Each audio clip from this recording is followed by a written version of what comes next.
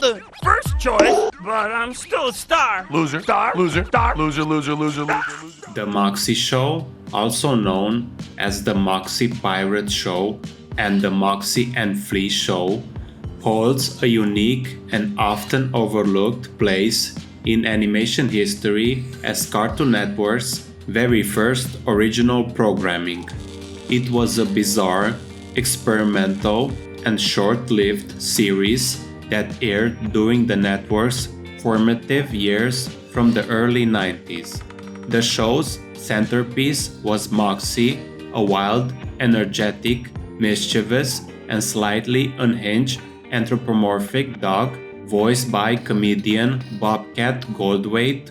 Moxy was constantly annoyed by and bickering with Flea, a small, hyperactive, flea-like puppet character described as a professional pest voiced by Penn Jillette of Penn and Teller fame and later by comedian Chris Rock.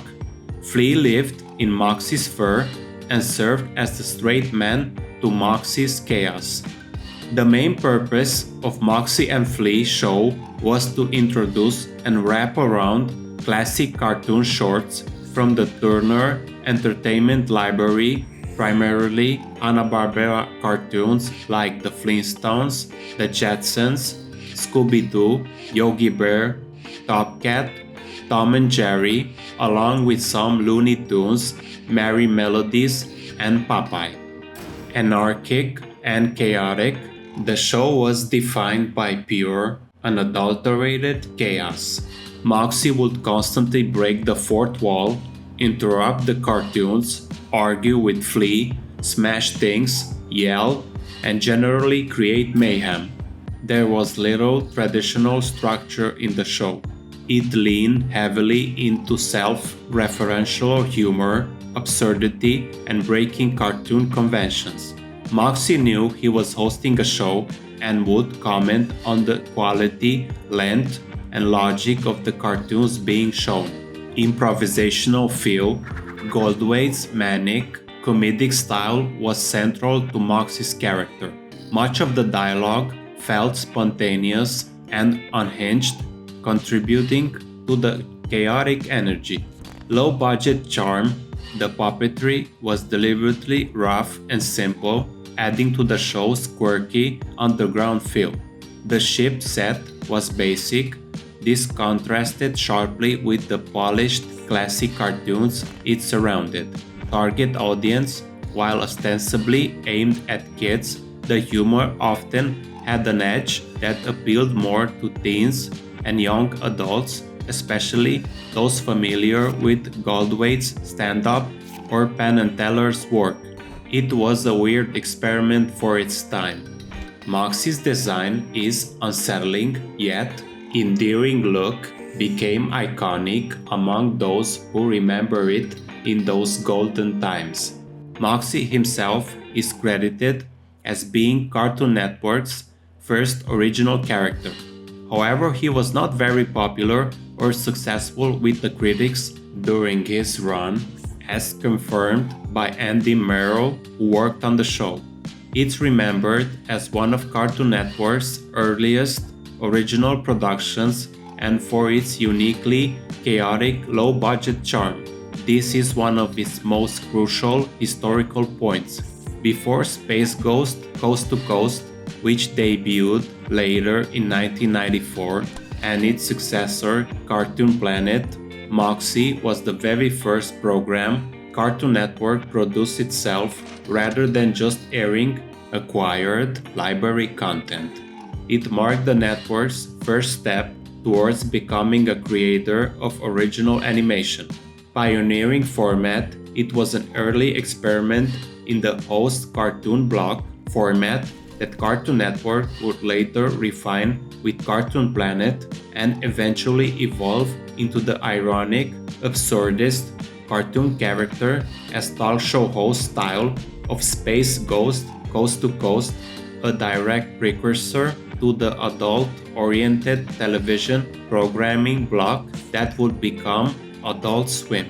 Cult status, despite its short run, the Moxy Show developed a strong cult following. Fans loved its sheer unpredictability, Goldway's performance, and its unique, chaotic energy that stood out dramatically from everything else on kids' TV at the time. Influence on Cartoon Network's identity, its anarchic, self-aware, and slightly subversive tone helped set the stage for the more experimental and creator-driven original programming that will define the network in the late 90s and early 2000s, like Dexter's Lab, Cow and Chicken, The Powerpuff Girls, and Samurai Jack. Nostalgia factor for 90s kids who caught it during its brief run, it's a surreal relic of the early cable TV. Short run and cancellation, the show only ran for about 3 years, from 1993 to 1996.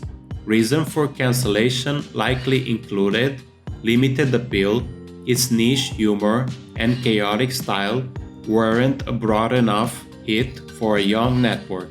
Technology limitations. Maintaining a CGI show was logistically more challenging and expensive than pure animation. This resulted in low quality and poor results for audiences. Shifting strategy.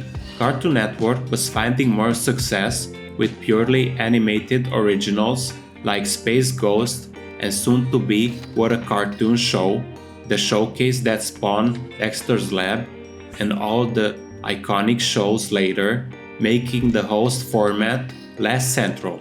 Rarity and elusive. Full episodes of The Moxy Show are notoriously difficult to find officially. It has never received a proper DVD Blu-ray release and are considered lost media. Fragments, clips, and occasionally full episodes uploaded by fans can be found on the web, though quality varies and availability is inconsistent due to copyright issues. The Moxy Show was a chaotic, puppet-fueled anomaly, Cartoon Network's bold, messy, and hilarious first attempt at original programming. While short-lived and obscure, it was a vital experiment that helped shape the network's future identity, proving that cartoons could be hosted with irony, absurdity, and a healthy dose of anarchy. It remains a beloved cult classic for those who experienced its unique brand of madness.